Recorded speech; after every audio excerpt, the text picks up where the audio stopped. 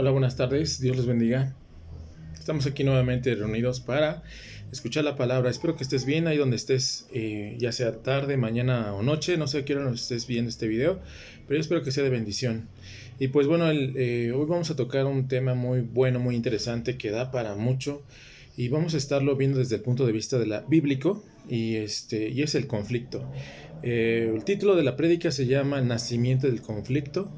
Y pues es algo polémico, yo sé que es de mucho interés, esperemos que vayamos desarrollando el tema y que sea de edificación, de crecimiento, y te traiga un panorama más amplio, ¿verdad? De lo que el plan de Dios quiere para tu vida, para cada uno de nosotros, y aprendamos un poquito más de cómo manejar estas situaciones, ¿verdad?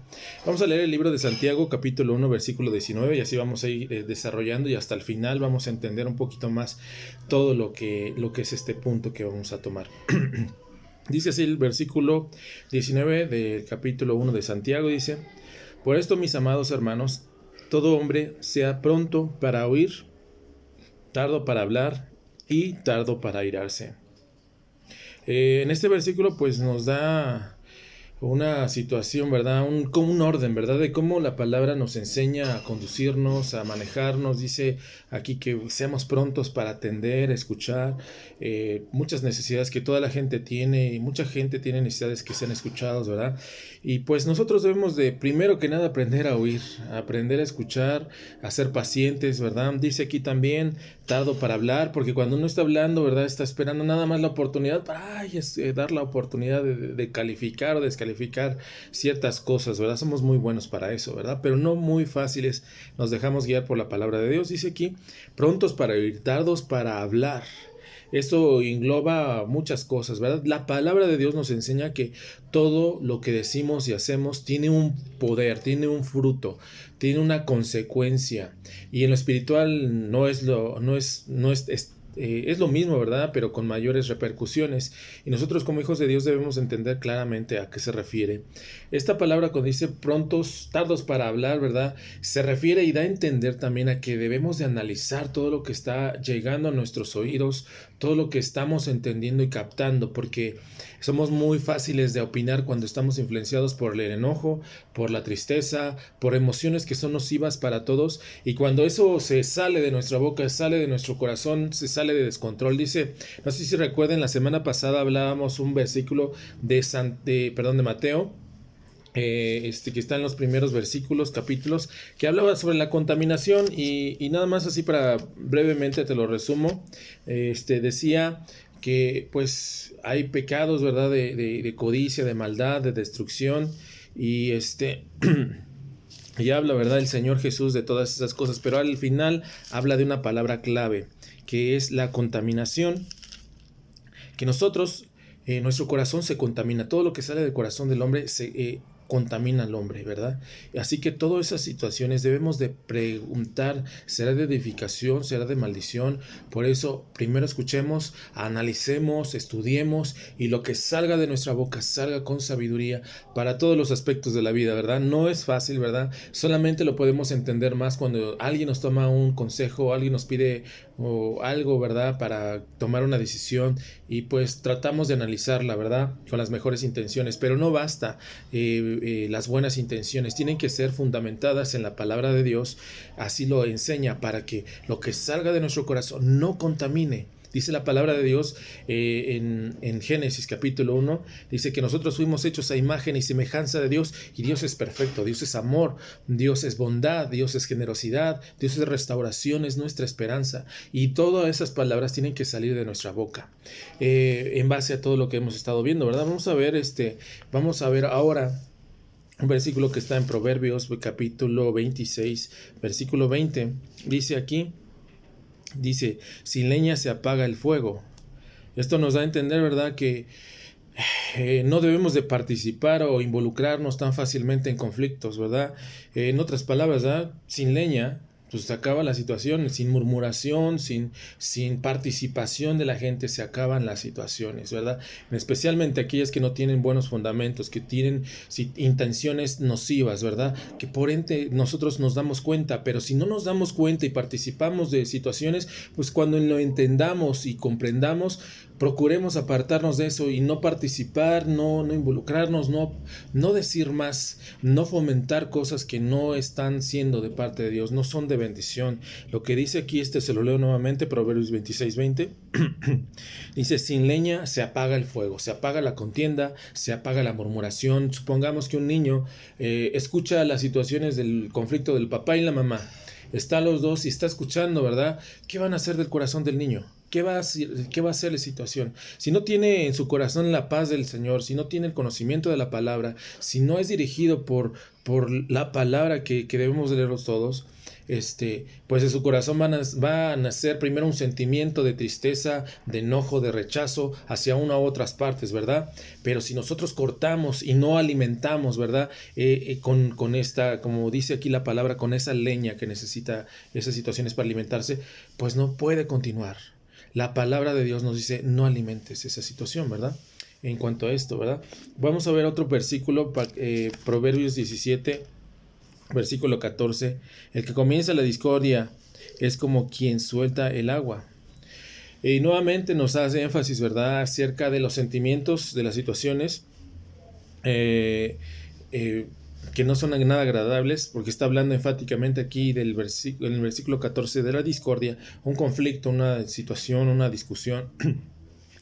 Dice que comienza la discordia es como quien suelta las aguas, ¿verdad? Aquí dice la palabra. Y pues en un contexto del pueblo de Israel, donde se movían en un desierto, donde algo importante, tan indispensable para la vida, principalmente es el agua, pues debemos de valorar, ¿verdad? Debemos de entender que no es cosa pequeña, no es una cosa insignificante el tomar por alto o desechar esta palabra que hoy estamos leyendo. Dice que el que comienza la discordia es como quien suelta el agua. Entonces debemos de darle el peso que requiere a estas situaciones, porque de un conflicto, de una situación, si se involucran más situaciones, más personas, la familia, el tío, el hermano, el primo, el que sea, ¿verdad? Cuando hay una situación así, se van a poner de parte de alguien, y ese alguien pues es del familiar más cercano, ¿verdad? Pero muchas veces no están basados en juicios sanos, sino primero por emociones, primero por afinidad de la sangre, ¿verdad? Y se están olvidando de poner primero en juicio claro y sabio, ¿verdad?, que traerá mejor bendición. Y ese es uno de los mensajes que Dios nos da, ¿verdad? Vamos a leer otro pasaje en Mateo capítulo 5. Vamos a leerlo, capítulo 5, versículo 23 al 25. Ya cuando te encuentres ahí en ese capítulo, vamos a leerlo. Mateo capítulo 5, versículo 23. Dice: por tanto, si trae tu ofrenda al altar allí, te acuerdas de que tu hermano tiene algo contra ti.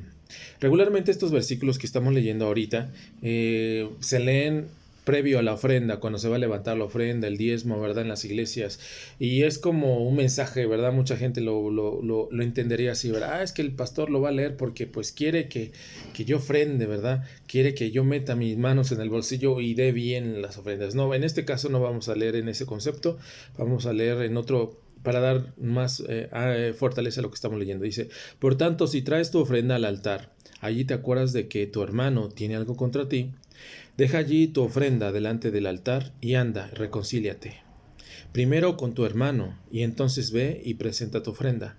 Versículo 25. Ponte de acuerdo con tu adversario pronto, entre tanto que estás con él en el camino, y no sea que el adversario te entregue al juez y el juez al alguacil y sean echado en la cárcel. Bueno, lo que yo quiero hacer énfasis son en dos palabras que vienen en estos versículos que acabamos de leer. Dice, versículo 24, vamos a leerlo: deja allí tu ofrenda delante del altar y anda y reconcíliate. Para Dios, antes de presentarles una ofrenda, está implícito y no necesita mucha explicación, está hablando de la reconciliación, ¿verdad?, con nuestro Dios. Pero si nosotros pensamos un poco ¿qué voy a ganar yo? ¿O qué ganaría Dios, verdad? Con que yo haga esto, ¿verdad? ¿Será Dios más rico? ¿Acaso será Dios más grande? No sé, en cuanto a tamaño, pues, por poner un ejemplo muy efímero, ¿verdad? ¿Ganará Dios algo de que yo obedezca a su palabra? Claro, ¿verdad? Sería absurdo preguntarnos esto, ¿verdad? ¿Qué cosas puede ganar Dios con que yo obedezca a su palabra? Nada. Simplemente Él se goza, ¿verdad? Que obedezcamos su palabra, seamos obedientes. Él le agrada la obediencia. Es algo que le aplace, ¿verdad? Algo que le llena, ¿verdad? Porque no podemos darle más, porque le pertenece a nuestros hijos, le pertenece a nuestras economías, nuestras finanzas, nuestra salud, nuestra edad, el tiempo que vamos a estar aquí en la tierra es prestado de parte de Dios. Lo que tienes materialmente, si compras un carro, una casa, le pertenecen a Dios, es porque Dios le ha placido, ¿verdad? Y entonces, ¿de qué manera le podemos agradar? Dice aquí, reconcíliate. ¿Qué ganaría Dios en que yo me reconcilie con mi hermano, con mi amigo, con mi familiar? Reconciliarse implica algo muy importante, las emociones. No nada más es, está bien, yo ya no voy a dejar de discutir, ya me voy a callar, ya no te voy a responder con groserías, a lo mejor ya no te voy a levantar la voz, a lo mejor ya no voy a amenazar, ¿verdad? Reconciliarse implica lo emocional, ser empáticos en lo emocional. Mira, deja decirte que la vida cristiana implica las emociones. El obedecer, el seguir la palabra de Dios implica las emociones. Aquí no es como los abogados, ¿verdad? No es como los contadores, que los números son fríos, ¿verdad? Es un caso más, hablando de un caso de un abogado, ¿verdad? Es un caso más que tengo que ganar y pues para evitarme involucrarme emocionalmente lo hago de un lado. El vivir en el Cristo y caminar con Cristo involucra ponerse en los zapatos de los demás y involucra ser emocionalmente afín, ¿verdad? Crear una afinidad. Y cuando se crea una afinidad con una persona, estamos creando lazos de amor, lazos de afinidad filial, como dice la palabra en el amor, ¿verdad? El amor filial, el amor de hijos, el amor de padres, el amor de hermanos. Aunque no sean hermanos de sangre tuyos, cuando nace ese sentimiento, estás generando lazos de amor, lazos que no son fáciles de romper y lazos que traerán consecuencias. Consecuencias, primero que nada, de amor, de perdón, de unidad, de restauración, de sanidad, ¿verdad? Pero también en algún momento habrá situaciones difíciles. Continuemos leyendo este versículo, dice, se lo leo nuevamente, versículo 24, deja allí tu ofrenda delante del altar y anda y reconcíliate primero con tu hermano. Y entonces ve y presenta tu ofrenda. Versículo 25, y presta mucha atención a lo que vamos a estar leyendo, dice, ponte de acuerdo con tu adversario. Pronto, entre tanto que estás con él en el camino. Primero que nada, ¿verdad? Quiero hacer una pausa en la palabra ponte de acuerdo. La palabra de acuerdo está trayendo por implícito esa misma palabra que hay conflictos, hay desacuerdos, hay situaciones que no estamos a gusto, ¿verdad? Pero para esto, primer ingrediente, para llegar a un acuerdo, se necesita reconocer, se necesita voluntad, se necesita las capacidades físicas, económicas, lo que te rodea para llevar y alcanzar ese mismo objetivo, ¿verdad? Por ejemplo, en la vida cristiana estamos rodeados de acuerdos con Dios, ¿verdad? Supongamos, ¿verdad? Una persona que está pasando por depresión, una persona cristiana, o una persona que está pasando, o se suicidó, cristiana, una persona que sea cristiana, ¿verdad?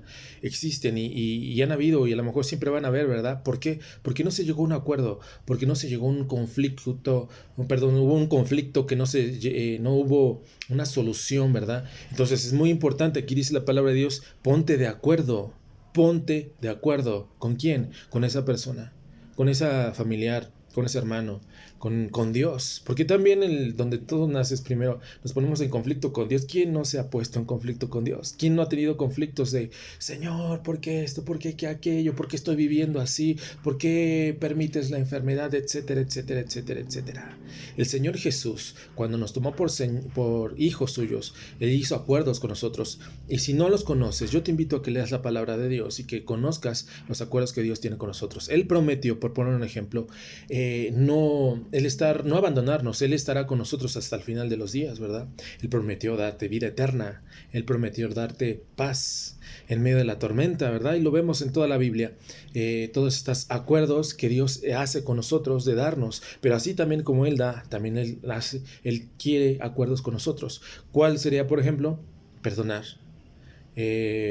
orar, tener comunión con Dios. Acuerdos que no son tan difíciles de hacer, acuerdos que no requieren mandas o sacrificios pues de que te lleves, vayas de rodillas a tal lugar. No, si tú lo ves en la Biblia, esos acuerdos no existen. Lo que sí está pidiendo Dios es que nos reconciliemos. Aquí en los versículos que estamos leyendo están implícitos. Ponte de acuerdo con tu adversario pronto, dice la palabra de Dios, hoy mismo.